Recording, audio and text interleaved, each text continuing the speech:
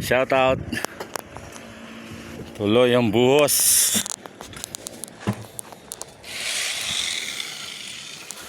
Trick. Yo, anak ko yun. Ayan o, bro. Bonus. Bonus. Bonus. Bonus na yan. Ayan o. Ang bilis no, kahit pa ganyan-ganyan lang no.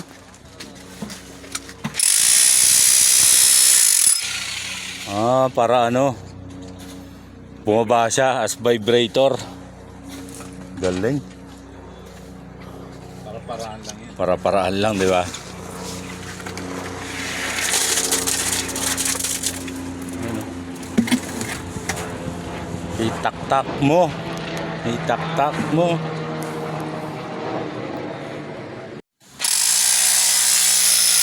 Ayan, kita nyo.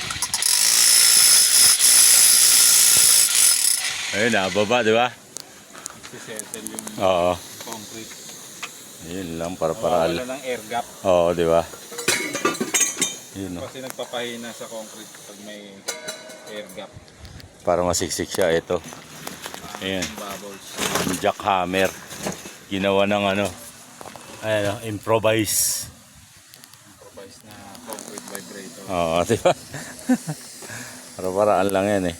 Another day, another delivery. Pang ano yan? Ang pader ng bahay. Yun na pala, pampadat na. Tingko lang tayo. Yung iba kasi nagamit ng size.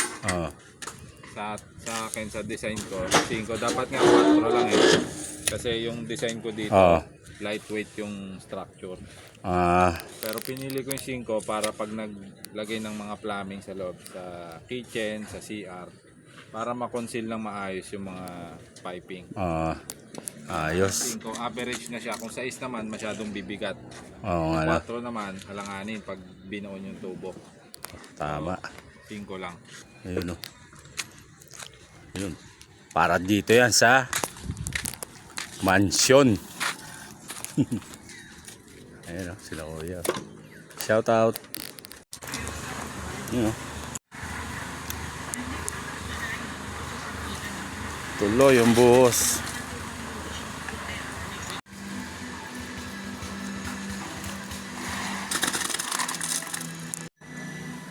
Sipag. Bakod niyan. Ito ang bakod. Dito ang bakod. Dyan banda. Tapos siya may ano, Landscape. landscape pa. Ayos. Magtatambak pa ng lupa dito. Retaining wall tayo dito eh. Retaining wall na compact. Ayun ba yung may nakaanong ano yon? Yung may nakatayong ano na yan? Bakal? Dito pa banda. Atras pa konti no? Pag ganito pa no? Bante pa konti. Yun pala oh. Tapos may space pa rin doon sa yan.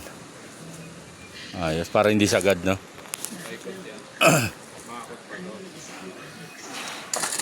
Tapos harangan na lang ng ang gaano kataas ang mga bakod niyan?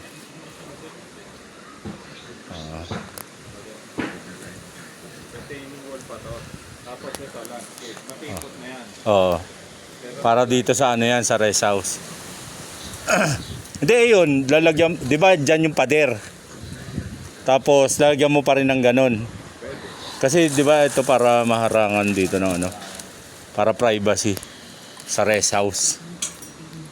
Nice. Ayan o. Yun o.